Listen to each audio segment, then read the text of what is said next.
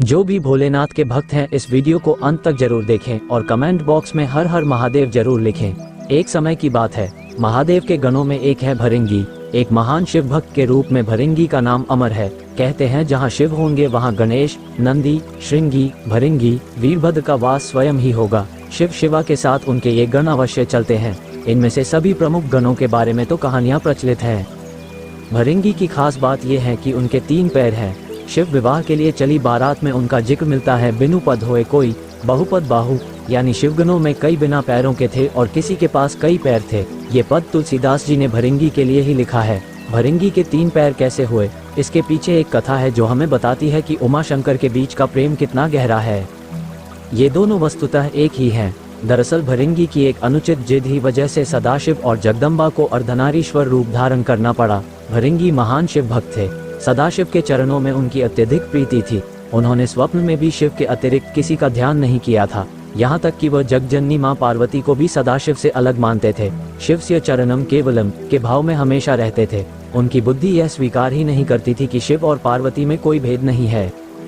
एक बार सदाशिव के परम भक्त श्रृंगी ऋषि कैलाश पर अपने आराध्य की परिक्रमा करने पहुँचे। सदैव की तरह महादेव के बाईं जंघा पर आदिशक्ति जगदम्बा विराजमान थी। महादेव समाधि में थे और जगदम्बा चैतन्य थी। जगदम्बा के नेत्र खुले थे। भृंगी तो आए थे शिव जी की परिक्रमा करने। शिव जी तो ध्यानमग्न थे। शिव प्रेम में भृंगी मतवाले हो रहे थे। वो सिर्फ शिव जी की परिक्रमा करना चाहते थे क्योंकि ब्रह्मचर्य की उनकी परिभाषा अलग थी। पर क्या करें, पार्वती जी तो शिव जी के वामांग में विराजमान हैं। भृंगी अपना उतावलापन रोक ही नहीं पाए। साहस इतना बढ़ गया कि उन्होंने जगदम्बा से अनुरोध कर दिया कि वह शिव जी से अलग होकर बैठे ताकि मैं शिव जी की परिक्रमा कर सकूं। जगदम्बा समझ गई कि यह है तो तपस्वी, लेकिन इसे ज्ञान नहीं हुआ है। अभी यह अधूरा ज्ञान का है, इसलिए उन्होंने भृंगी की बात को अनसुना किया। भृंगी तो हठ में थे, कुछ भी सुनने समझने को तैयार ही नहीं। फिर से पार्वती जी से कहा कि आप कुछ देर के लिए हट जाएं, मैं परिक्रमा कर लूं। माँ पार्वती ने इस पर आपत्ति जताई और कहा कि अनुचित बात बंद करो। जगदम्बा महादेव की शक्ति हैं, वो सदाशिव से पृथक होने को कैसे तैयार होती। माता ने भृंगी को कई तरह से समझाया, प्रकृति और पुरुष के संबंधों की व्याख्या की, वेदों का उदाहरण दिया, परंतु भृंगी भी वैसे ही हठी की बुद्धि तो वैसे भी आधी हो जाती है। माता द्वारा दिए ज्ञान उपदेश उनके विवेक में उतरे ही नहीं। उनकी बुद्धि सृष्टि के इस रहस्य को समझने के लिए तैयार ही नहीं हुई। उन्होंने सिर्फ शिव की परिक्रमा करने की ठान रखी थी। माता ने सोचा इस अज्ञानी को कुछ भी समझाने का लाभ नहीं, इसे अनदेखा ही कर देना चाहिए। माता शिव जी से अलग न हुई। भृंगी ने भी हठ ही पाल रखा था। अपने मन की करने के लिए एक योजना बना ली। भृंगी ने सर्प का रूप धारण किया और शिव जी की परिक्रमा करने लगे। सरकते हुए वह जगदम्बा और महादेव के बीच से निकलने का यत्न करने लगे। उनकी इस दृष्टता का परिणाम हुआ कि शिव जी की समाधि भंग हो गई। उन्होंने समझ लिया कि मूर्ख जगदम्बा को मेरे वाम अंग पर देखकर विचलित है, वह दोनों में भेद कर रहा है।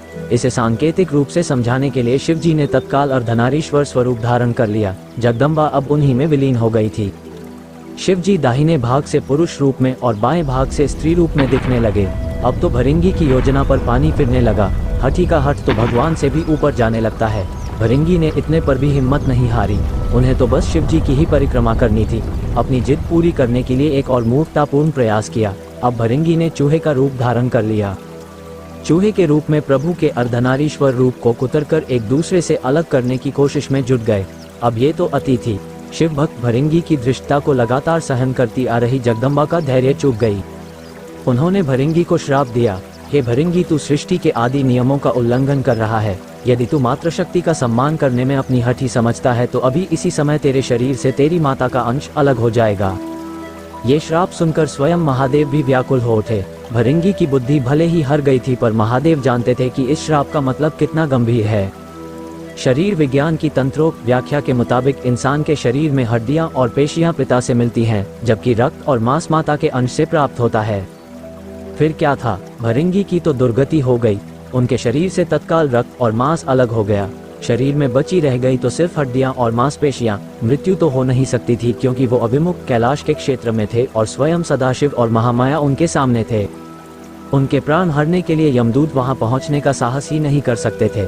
असह्य पीड़ा से भृंगी बेचैन होने लगे। ये शाप भी आदिशक्ति जगदम्बा का दिया हुआ था। उन्होंने ये शाप भृंगी की भेद बुद्धि को सही रास्ते पर लाने के लिए दिया था, इसलिए महादेव भी बीच में नहीं पड़े। इस शाप का लाभ ये हुआ कि भृंगी असहनीय पीड़ा में पड़कर समझ गए कि पितृशक्ति किसी भी सूरत में मातृशक्ति से परे नहीं है। माता और पिता मिलकर ही इस शरीर का निर्माण करते हैं, इसलिए दोनों ही पूज्य हैं। इसके बाद भृंगी ने असह्य पीड़ा से तड़पते हुए जगदम्बा की अभ्यर्थना की। माता तो माता होती है। उन्होंने तुरंत उन पर कृपा की और पीड़ा समाप्त कर दी। माता ने अपना शाप वापस लेने का उपक्रम शुरू किया, लेकिन धन्य थे भक्त भृंगी भी। उन्होंने माता को शाप वापस लेने से रोका। भृंगी ने कहा, माता मेरी पीड़ा दूर करके आपने मेरे ऊपर बड़ी कृपा की है, परंतु मुझे इसी स्वरूप में रहने दीजिए। मेरा ये स्वरूप संसार के लिए एक उदाहरण होगा। इस सृष्टि में फिर से कोई मेरी तरह भ्रम का शिकार होकर माता और पिता को एक दूसरे से अलग समझने की भूल न करेगा। मैंने इतना अपराध किया, फिर भी आपने मेरे ऊपर अनुग्रह किया। अब मैं एक जीवंत उदाहरण बनकर सदैव आपके आसपास ही रहूंगा। भक्त की यह बात सुनकर महादेव और जगदम्बा दोनों पुलकित हो गए। अर्धनारीश्वर स्वरूप धारण किए हुए मां जगदम्बा और पिता महादेव ने तुरंत भृंगी को अपने गणों में प्रमुख स्थान दिया। भृंगी चलने फिरने में समर्थ हो सके, इसलिए उन्हें तीसरा पैर भी दिया। तीसरे पैर से वह अपने भार को संभालकर शिव पार्वती के साथ चलते हैं। अर्धनारीश्वर भगवान ने कहा, है भृंगी, तुम सदा हमारे साथ रहोगे। तुम्हारी उपस्थिति इस जगत को संदेश होगी कि हर जीव में जितना अंश पुरुष है उतनी ही अंश है नारी। नारी और पुरुष में भेद करने वाले की गति तुम्हारे जैसे हो जाती है। पुरुष और स्त्री मिलकर संसार को आगे बढ़ाएं, दोनों बराबर अंश के योगी हैं। यही सिद्ध करने को मैंने अर्धनारीश्वर रूप धरा है। स्त्री पुरुष दोनों का अपना स्थान, अपना अस्तित्व है। इसे नकारने वाले को शिव शिवा दोनों में से किसी की भी कृपा प्राप्त नहीं होती। वह जीव मृत्युलोक में सदा शिव शिवा की कृपा के लिए तरसता ही विदा हो जाएगा। भृंगी को वो पद प्राप्त हुआ जिसे हासिल करने के लिए इंद्रादि बड़े बड़े देवता भी लालायित रहते हैं। संसार को मैथुनी सृष्टि की व्यवस्था शिव जी ने दी है। इसके लिए उन्होंने सबसे पहले ब्रह्मा को अपना अर्धनारीश्वर स्वरूप दिखाया। उसे देखकर ही ब्रह्मा ने नारी की कल्पना की।